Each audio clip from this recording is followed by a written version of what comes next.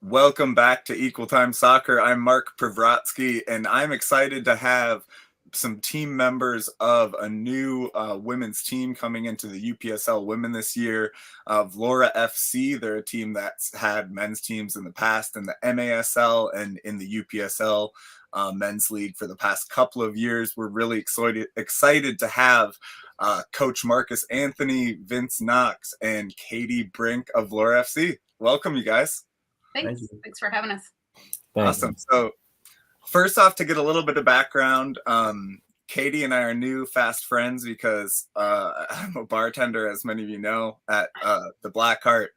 And Katie was one of the sickos coming in at 4 a.m. and 7 a.m. to watch games. So we became friends, and I put two and two together with her putting up the tryout poster for VLORA FC, and so it was a good connection through the game. So we could start with Katie. Katie, just talk about how you first got involved in soccer. Maybe I always like to know if you remember the first team name you ever played on. Oh, I grew up in Matamidi, and I just played Matamidi soccer. So yeah, that's where I came from. Mm-hmm. And yeah, that's where I came from. I was in a goalkeeping family. My brother was a goalkeeper, and I watched him play for a number of years, and I was playing basketball, and then I decided I was going to leave basketball, and I'm just like, I wonder if I can goalkeep. You know, I've been watching him do this for like ever. And I just, one time when nobody was home, I just stole his ball bag and went into the backyard. And my dad had built like a full-size net, just slightly bigger than full size, so that when my brother went out to the full-size net, it seemed small to him.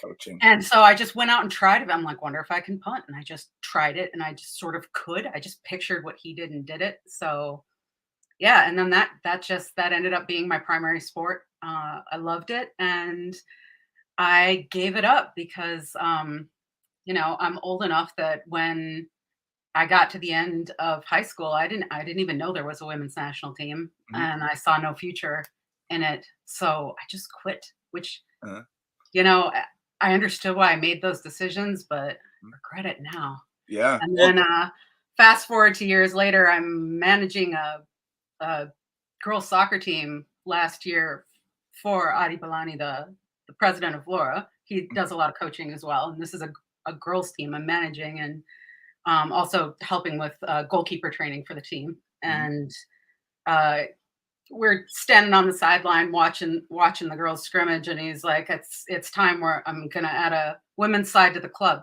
Do you want in?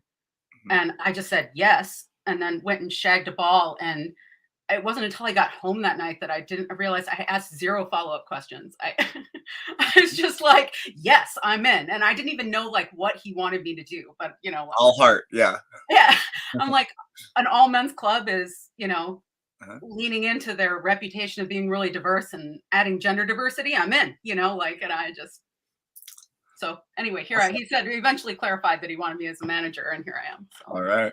Well, and you're doing what you're doing, so people who are playing like you were, you know, could have a different path too, can have more opportunities. Yeah. I think of that every day that I work on this. Yeah. You know, Marcus, there is that stepping stone. They don't have to quit. Absolutely. Marcus, talk about, you've obviously played the game, you've coached now, you coach a lot. We'll get into that, the different, as coaches at this level have to. But talk about your beginnings in the game. What are your early memories of getting into soccer, and what hooked you to clearly where you've made it, you know, your life now? My early years, just growing up in the Caribbean, I guess that's where it started. I did a lot of sports, but it kind of became a big thing when I came to the U.S. in 2005. So it was just a natural thing for me to just play. So I started off in high school soccer, and from there on out, I was playing in men's league. And I went on to college, and I played 2 years. And after college, I just kept playing. You know, I kept playing up until, I would say, last year.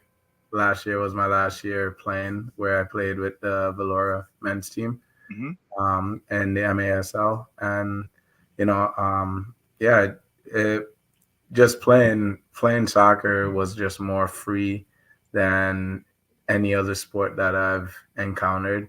Yeah.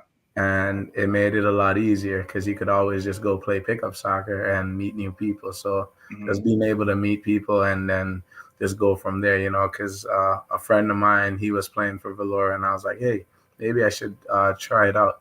And I was just recovering from an ACL tear as well, and I was like, you know what, let me give it a shot, see if I could still play at that level. And after just playing the first year, I really enjoyed it and just enjoyed the professional atmosphere of it. And after that, it was just like, okay, you know what? I like to coach in and see where that goes. And that's what brought me where I'm at right now, Awesome. And from Antigua and Barbuda, right? Is that where you grew up? Yes, that's correct. Very cool. I when the U.S. men played them in qualifying one year, I confess it's the first time, but CONCACAF, you learn about a lot of different countries and cultures. That's cool. Yeah, definitely. That's exciting. Vincent, tell us about your experience growing up in the game and how you got hooked. Yeah, so I'm originally from Milwaukee, Wisconsin, which is actually where I am currently at this moment. So, when I first started at the age of like 5, it really just started. My friend, one of my closest friends, his dad pretty much kind of rounded up all the kids in the neighborhood. Was like, hey, I'm gonna show you all, basically like a new sport that you not as familiar with. So we started playing in, the Milwaukee Kickers Recreational League. Did that for a few years, and some of us went on to take it a little bit more serious, and then finally found a club playing, for Milwaukee Simbas, and from there eventually landed in Mequon at their soccer club, and so I also played through high school. And then even when I went to the University of Minnesota, because most people understand they don't have a men's team there, right. But I played for the club team. And that's actually how I got connected with some guys that played in local men's leagues in the Twin Cities. And upon doing that is actually how I met Adi Belani in the MASL. And so that was probably about 2015, I think, 2015 when we met. And since then, we've just kind of been connected, through soccer. And here I am now. It's very cool. Very cool. And yeah, and for people who don't know, in terms of looking at men's and women's soccer in Minnesota, that is the nature of like D1 athletics because of football being so many scholarships. There's not very many D1 men's teams. So I just say that to say like, club soccer at the U of M is a pretty high level, to be playing. It's a high level of competitive teams.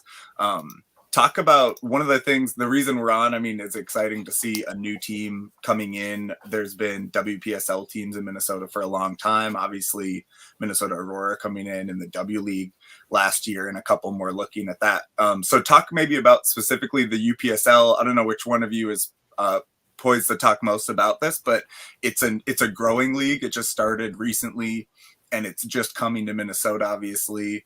So just talk a little bit about the path to getting to UPSL and maybe why you picked that league.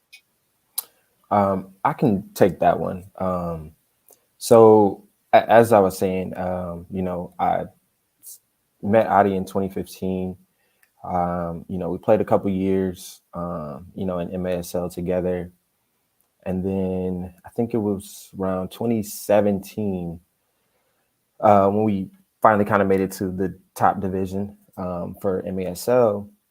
We started having conversations about, kind of starting, his own club and really taking it and playing at a higher level. And I know there were some guys, on the team there that were, former college players, guys that, went to different MIAC schools, from around Minnesota, or, guys that went to like Luther College. So, just really thinking about, giving guys, some additional opportunities to kind of continue to play at high levels. And that's where, he really wanted to have the idea to take, the club VLORA, which he has used, years prior, to play in different kind of like, men's leagues or, traveling for different tournaments and things like that. But to really take that to the next level. And I think around this time too, you did have kind of like the emergence of certain clubs like FC Minneapolis, and even Minneapolis City. So like those teams were kind of, I think, pretty new and pretty fresh at that time. And so, figured, he would kind of start a club of his own to kind of provide additional opportunities, because there's just so much talent and a lot of players across, Minnesota. And sometimes I don't know if people really realize that. And definitely people from, various different backgrounds. And that, really stemmed kind of from his idea, just kind of provide those opportunities for people who wanted to play. And so we started MASL, I believe that was 2019 was the first year, our inaugural season. Had a lot of success that year, wound up winning our division, which consisted of about 5 or 6 Minnesota teams, if I remember correctly. I know there was, Rochester, FC Minneapolis, which I mentioned. Granite City, Granite City, yep, Granite City and St. Cloud, Turbo Sports, which is also, a local club. And so, had some success that year. Eventually ended up losing in playoffs to Milwaukee Bavarian, which I think at that point they were the defending national champions. They're a big team, yeah. Yeah. So, and then the pandemic happened. And so, had that hiatus and that year away from really playing in the UPSL. But then coming out of the pandemic, I think you really started to see a lot of growth just in UPSL in general. There's a lot of interest and a lot of new teams actually ended up kind of popping up.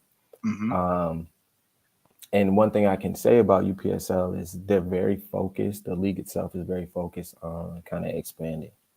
And not just in Minnesota, which it is doing, but that's just like all over the nation. And I even noticed in this last year, they had the very first kind of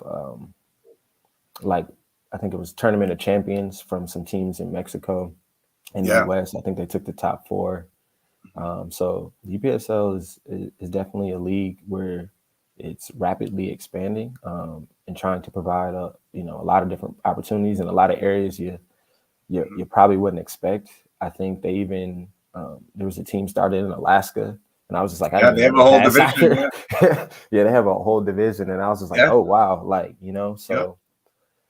And I think for us, that kind of is why we kind of chose the league, just noticing that they're looking to provide, those opportunities. And I think that's why a lot of other clubs and teams are choosing the league as well. It's a good place to start. And would you say, when you talk about the strengths of UPSL as opposed to like joining, WPSL is a league we've covered for a couple of years, and obviously they're getting pretty dense. I mean, another team joining, I think St. Croix joining. So just when you're looking at UPSL, obviously you have the established relationship, so that makes a lot of sense from the men's side. But in terms of what you see of maybe potential opponents, or just about maybe it might also be like maybe that you don't have to pay as much to the league. I know the UPSL is one of the most accessible organizations in terms of amateur summer leagues, but I don't know if you could shed any light onto that, or what the advantages are.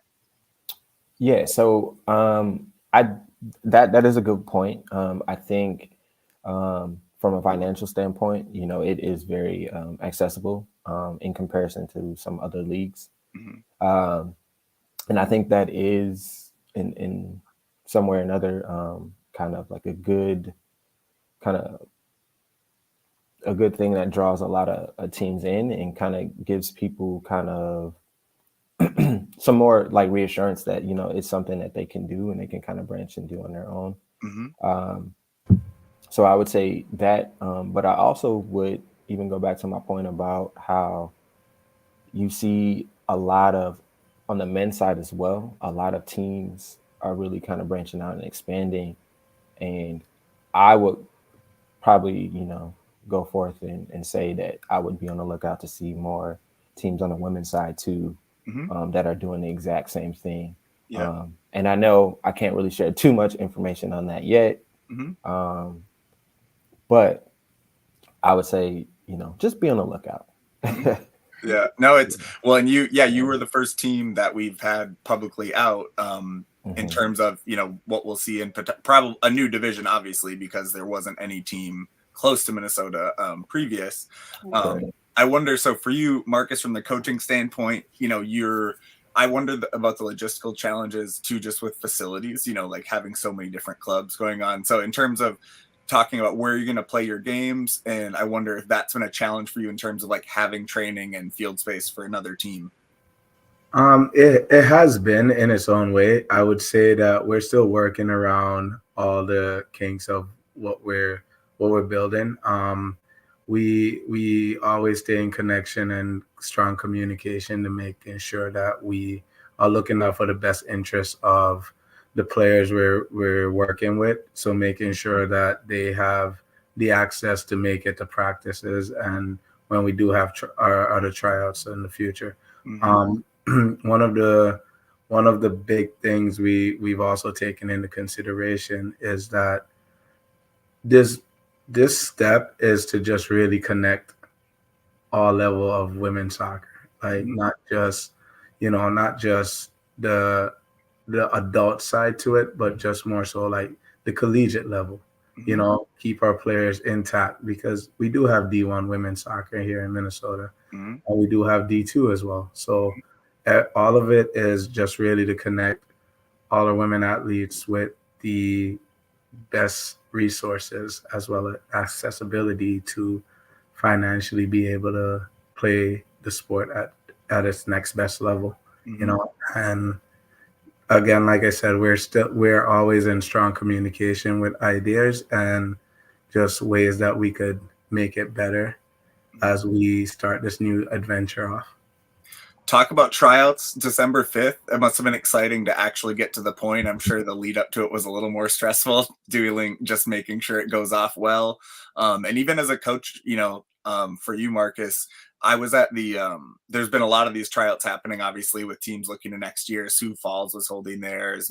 I was at Minnesota Aurora's tryout, and I'm not a coach, obviously, with a United States coaching license, but it's so difficult sometimes to try to gather information from those environments. So I'm wondering what you were able to take from it. And also maybe if you could give insight into how, when you're seeing all these players at once, do you try to capture like knowledge that will be valuable to you in making the team and, try to see every player?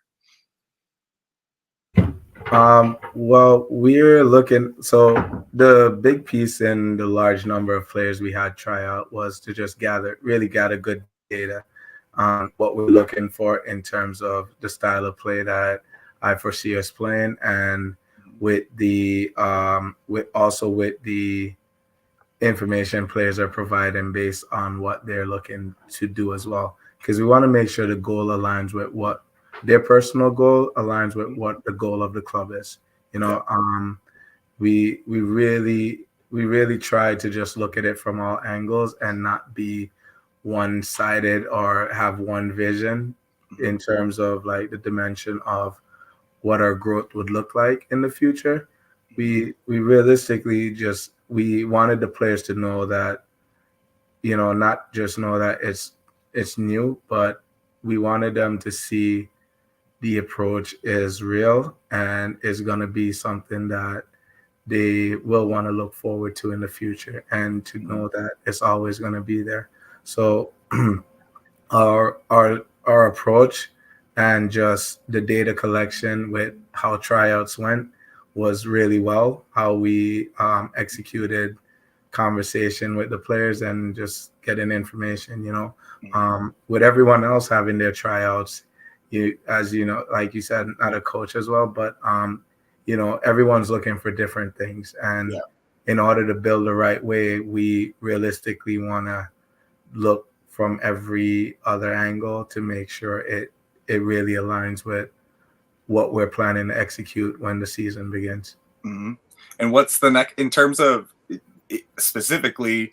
Do you feel like you found some players or potential players that day? And then what's the next step in terms of additional assessment and actually rounding out a roster? Because we know that'll keep going until probably May, right?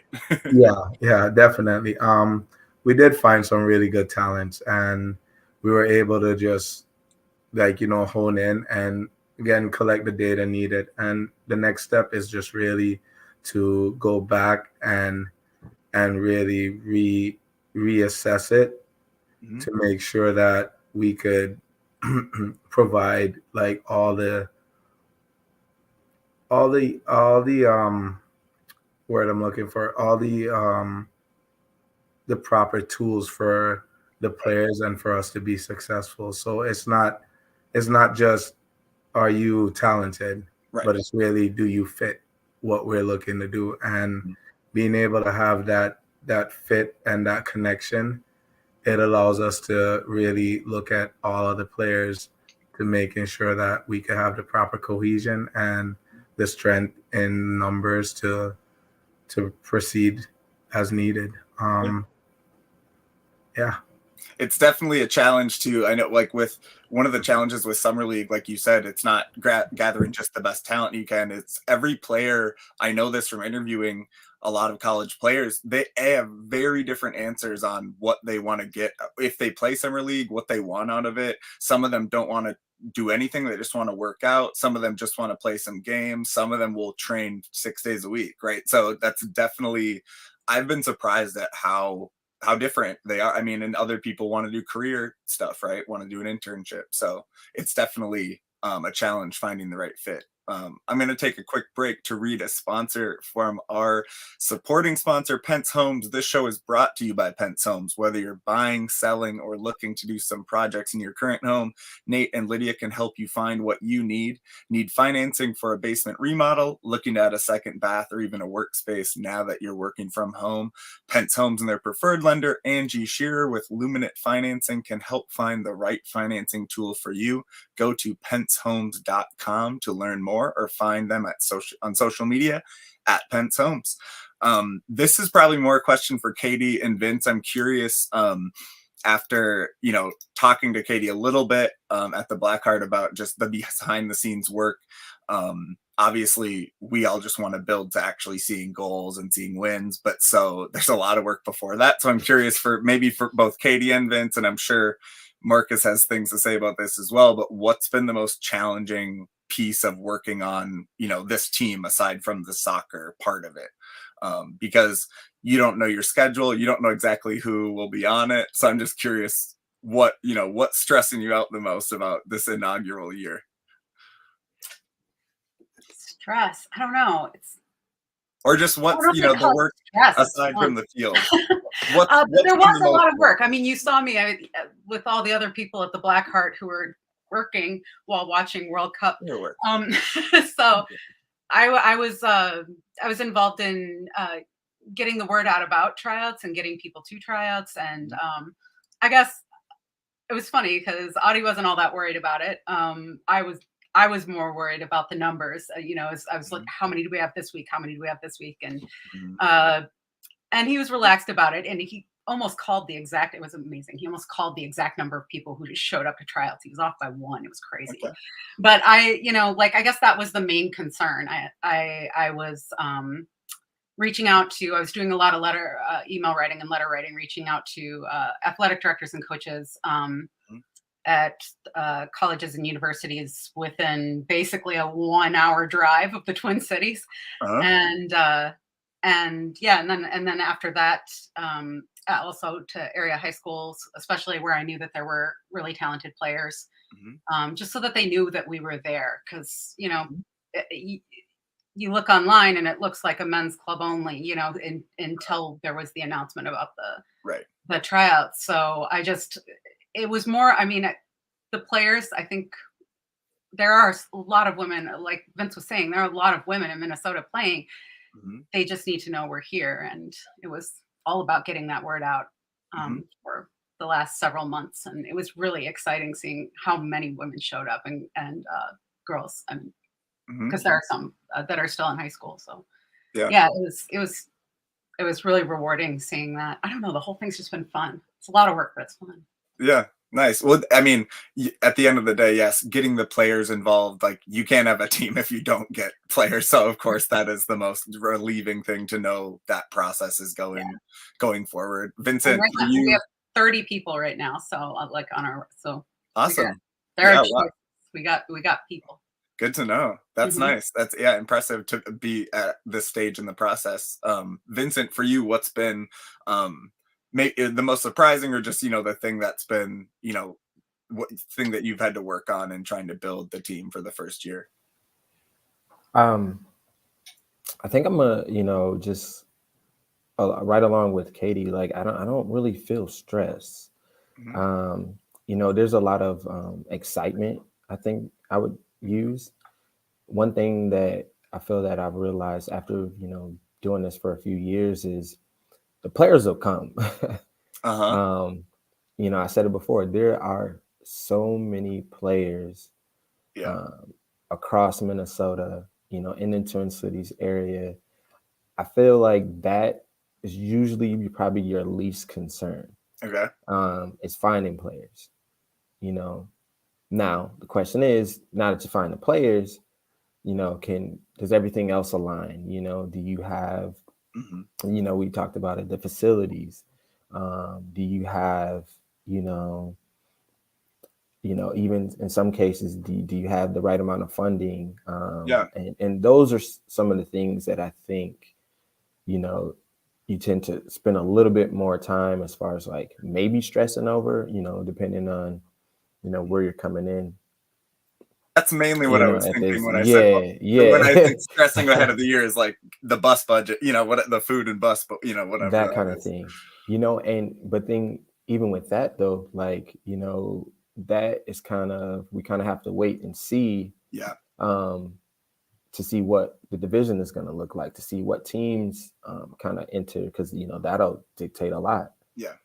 So I think mostly I would say there's a lot of excitement. We're just kind of taking it really one step at a time. And you're going a little bit off kind of like our prior knowledge of running a club. Of course it helps. Yeah, definitely. And just really just kind of looking forward to it. Things are all good. Mark, I'm trying to put a sour taste. The VLORA says, no, man, it's all good in here. Marcus, I want to talk to you a little bit. I made reference, but whenever I meet coaches and even players, college players, that's their side gig, is coaching and training on the side too, which I know is kind of in your world. So I'm wondering, you have a company, nonprofit called Overtime Soccer. You got a training gig, and that's, I'm sure, something you do to try to like supplement all the other gigs you have. Tell us about Overtime Soccer and kind of why you created that. Overtime Soccer is really to give back to young players that would love to play and really would love the extra push to get to the next step in their game, next level in their game. It was just based on just remembering how I grew up playing soccer here. I didn't really have the greatest coaches, but the ones that did have the impact on me allowed me to see that in order to be the best, you have to put in some overtime and you have to really work hard, and it doesn't matter who's watching or not. It's just about really putting your head down and just pushing yourself to get the best out of you. And it was just made based on all the players that I worked with at the high school level that were just really looking to play, but never had a coach really push them. And that's where Overtime came from. I just really wanted to give kids who would love to play, even if they didn't have the income or just looking for an opportunity to really see what their potential looked like when they just put their head down and just say, hey, I want to work hard. So that's where overtime came from, and that's where we kind of just kept going with the approach, you know. And then is it, I mean, I've visited, there's just one place I'm imagining that I visited, Pura Vida Soccer, and I thought, that I could connect and have a reference for what type of work you do. But I'm curious if you're then able to, like, do you then bring players who are trainees of yours, do they become, people who do training with you, or, how do you expand? Or is it just something that you do, and fill up your time? Or is it something where you bring in, all the players you're working into the game? I bring in players that I'm working in the game with. I try to provide them opportunities, like to colleges, to the next level. Even like we brought players into VLORA just to see what the men's side looked like. High school players that were on their way out of high school, so they could see the next step. Like, so when they're out of college, where do you go? If you are struggling to train on your own, what's your next step? So I try to bring players with me to just show them and continue to show them the next step.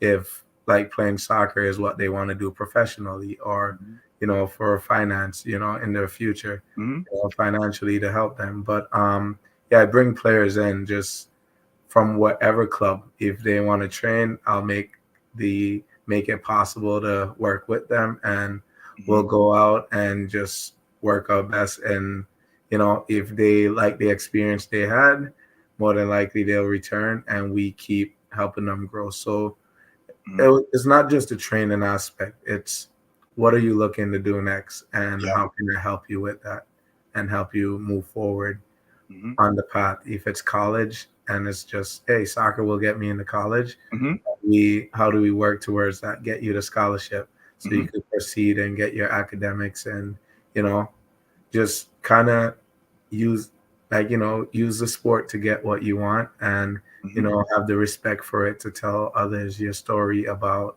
how soccer helped you. Yeah, that's very cool to hear, and I'm glad to hear that you found a way to stay in the game, even if it's not, very few people in the world of soccer in the United States have a full-time gig, as just doing their soccer dream. Like, you got to piece it together. I bartend at a soccer bar and scrape some Equal Time Patreon money. Thank you, everybody who supports Equal Time on Patreon.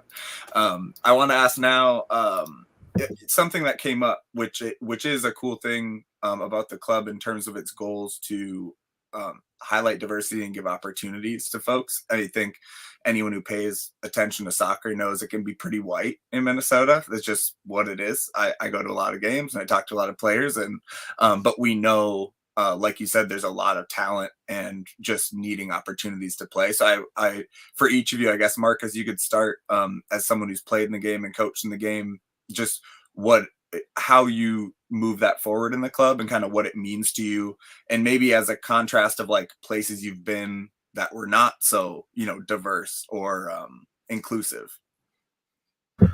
I would absolutely say we've taken that approach from the men's side, and it's the same on the women's side. I absolutely believe in what we're doing and how we're doing it, because we're not looking at just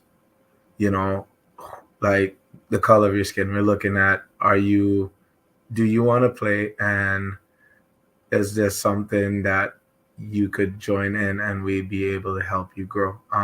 But with our numbers that came out, I would say it was really diverse number of women that came out for tryouts, and we were able to just see from just that talent pool. So like Vince mentioned, like there is a lot of talented player within the Twin Cities, and it has nothing to really do with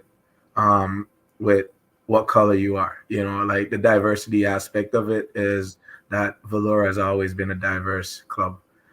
We've gotten players from all over the world of different background, and we've always been able to make it work in terms of the one goal of being united and having good cohesion, and also being friends on and off the field. So that's something we've always been able to do. And I know for a sure fact, I would say after the tryouts of all the girls that stuck around, you could see it of them just start like just wanting to know more about each other. What college do you go to? Where are you from? Tell me more. Do you study this? You know, a lot of our girls that came to try out, they had finals in the next week or two. And I remember it too very clearly that they were asking about subjects that they were all taking, and they were just, we all have an interest in each other's life. And that's something that we've been able to do, you know, and something I've also seen in the past is where we've been able to help each other, really help each other outside in terms of opportunities. So it goes beyond the soccer field for us here. And I enjoy just seeing that aspect from just the tryout, the night of tryouts, to seeing what we'll do in the future. Absolutely. Yeah. Katie, talk about your perspective. We mentioned, you know, you being a young player and at the time not seeing the same type of opportunities that you're trying to create now. So I'm, you know, talk about what it means to you for this club to join and bring opportunity. Yeah. Just piggybacking a little off of what Marcus just said, like it was really cool the night of tryouts to see them all start off, you know, a little nervous and quiet and only talking to people who, you know, if they showed up with those people, but mostly, and then they ventured out and you know, before everything got started and started passing with each other a little bit, but by the end, just the voices. Did you guys notice that? Like the play even started off a little quiet, and by the end they were all like shouting and communicating and sounding like a soccer team, and it was really cool to watch. And I don't know like what it was like. Gosh, I'm gonna get all sentimental here, but like the you know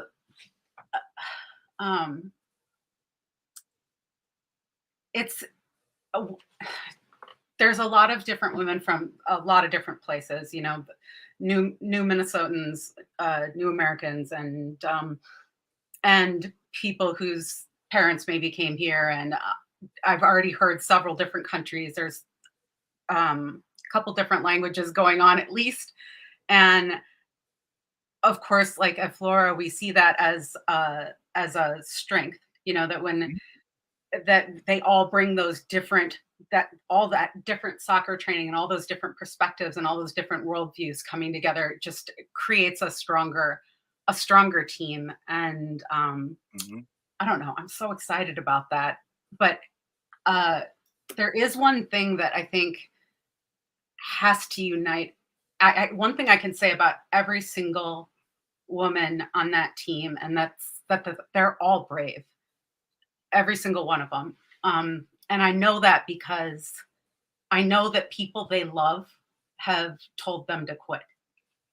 And they still showed up to that tryout. And I'm so excited about them. I feel like I already know that about them, and I'm just excited to learn everything else at this point. That's very cool. Vincent, what goes through your brain about, you know, what it means to this club and you to approach it with the values we were talking about? You know, I think for me, it means everything. You know, I just kind of listen to Marcus and Katie talk. You know, I think about my own experiences growing up, and, you know, I've always felt like, you know, even, you know, growing up in Milwaukee, like the teams that I've played on, you know, as a kid tend to be more diverse than maybe some of the other teams that we were playing against. And that, you know, that's been my experience, you know, even through high school. And so, you know, I always, you know, tell myself, you know, like whatever I'm a part of, you know, I definitely want to make sure that, you know, it's welcoming to anyone and everyone who, you know, is willing to be a part of it. And making sure that, you know, that it remains true and is consistent. So, you know, when Adi kind of, you know, approached me with the idea, I was like, same way as Katie, no hesitation, do it. You do? You know, just do it. Like, why not? Yeah. So, you know, it makes sense. It is exciting. And you all have mentioned the number of players, and I mean, I've only been covering women's soccer really closely, can only claim to for a couple of years, but we try to track. And listen, we mentioned D1 just to like have a reference point, but of course we know there's so many good players who are playing you know, playing at the U club team, playing D3, playing everywhere. So, but just as a reference point, there's like over 120 Minnesotans playing D1. And so, yeah, there's play, and then there's tons playing D2 in the NSIC, and which are really high level players too. So, I mean, yeah, you can find players at every level. I just wanted to we'll get a little more personal history with the game from each of you. I always like asking some questions about like, just, you know, not necessarily your favorite team. We don't need rooting interests per se, but I'm wondering, so like you guys have all played, and so I want to have two different questions, but the first one, and I'll start with Marcus, is what's like, if you think back to a game you played, memories like the best goal you scored, or like the most, what memories come up in your brain the most when you think back to playing time? And you're still playing, by the way. Could be this last year. I'm not retiring you. No, I understand. The one game I remember best was VLORA. I was playing defense, and the sprint I made back to get the slide tackle from the guy that was gonna just go and try and tap the ball in, and he didn't expect that. That was a big one for me because, I mean, no one expected that to happen, and it was probably a big moment because it was a game that would keep us up or drop us down. And I think it was like the last game of the season. I believe it was either the last one. And that was just a big moment for me because it's been a while since I sprinted like that and did that much work. But it was probably one I remember closely and hold closely because it was coming back from an ACL injury and then just jumping into play and doing stuff like that. That doesn't really happen quite often. So, yeah, that was a big memory for me. Nothing better than a good slide tackle. And yeah, I'm 34. I don't know when I sprinted last, Marcus. I do not know, but yeah. Vincent, how about you? What memories come to your mind when you think of like favorite playing memories? I feel like I definitely have a few, but I'll go with one this past season, actually playing for the men's side. For VLORA, we were playing. I think it was coming. For those, I don't know if everyone knows that might be listening or viewing, but it was a tight race for the top of our division this last year between Minneapolis City and us. And even, right behind us was the Dakota Young Stars. And so kind of rounding out the season, we had a very important match against Dakota Young Stars, which was, in order to remain undefeated and on top of our division, we needed at least a tie or a win. And so we actually started that game down, losing 1-0. And then I do remember we ended up tying the game. And late in the game, there was a moment where they kind of had like a counter on us, and our keeper came out, made a save, but the ball kind of like bounced right back to him.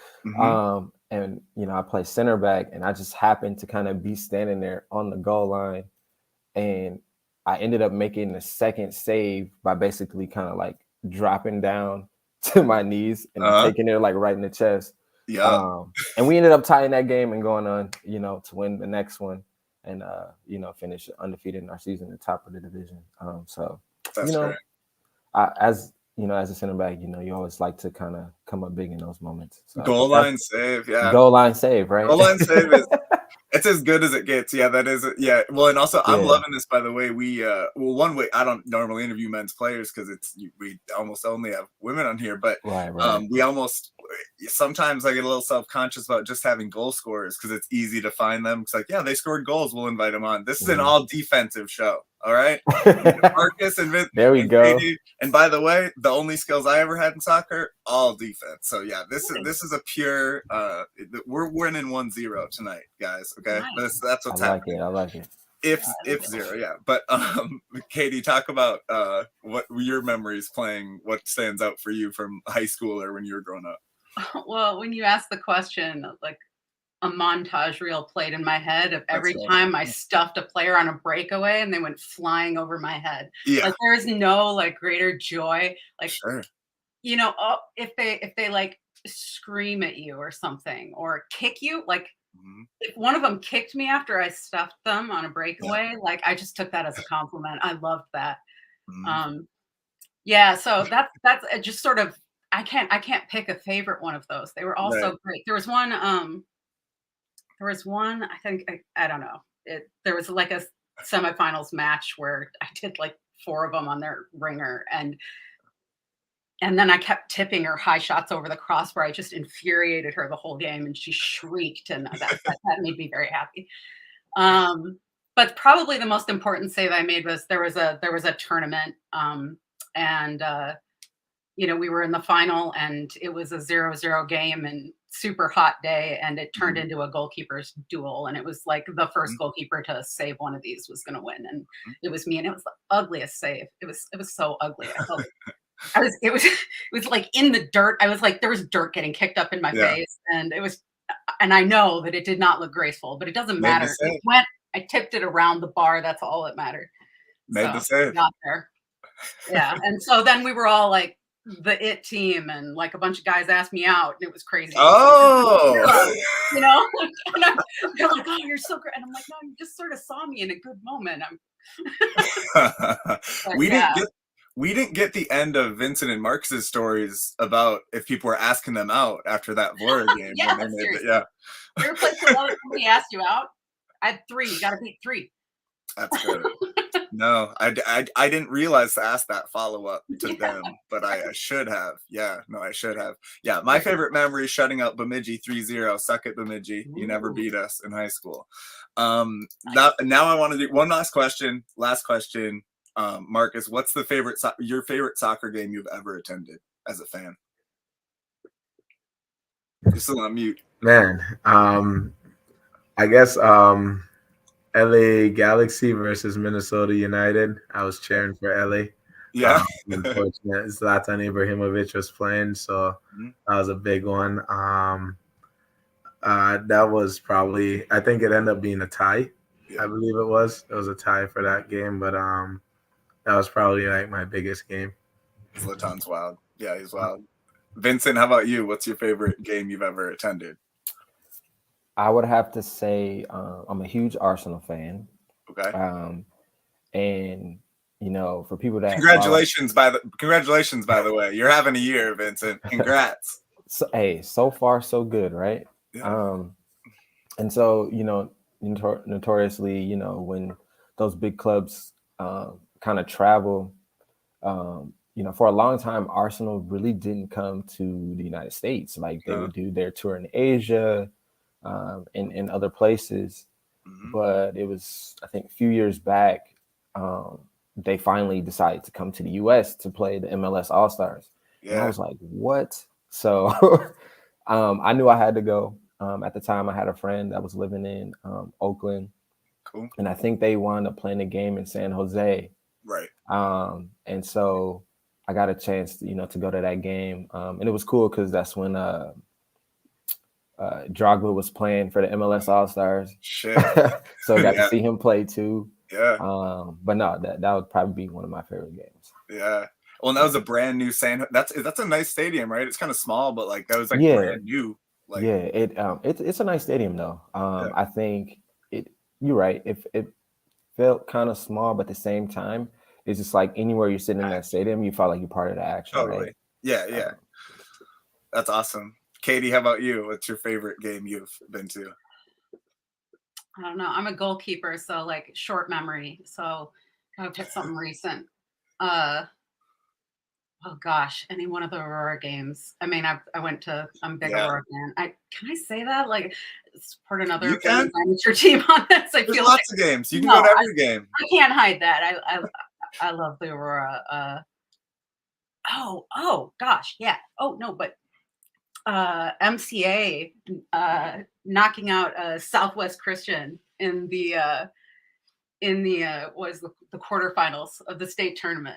Okay. Where, you know, like I know I just went from Aurora, which is awesome, to high school boys, but this game, man, incredible. It was incredible. They were the MCA tiny little team, and Audie was coaching, and I went out to just see it. I mean, he had told me about the team, and I heard some things, and they knocked out the #1 seed. It was just, and I can't even tell you like what the fans that I was sitting with the students, and they were so excited. Nothing like that had ever happened at their school. And just, I don't know, the whole atmosphere was just incredible. Like I was made a fan of the team in like 10 minutes, like the first 10 minutes of the game. And that was great. But man, Aurora's season last year, I don't know. Yeah.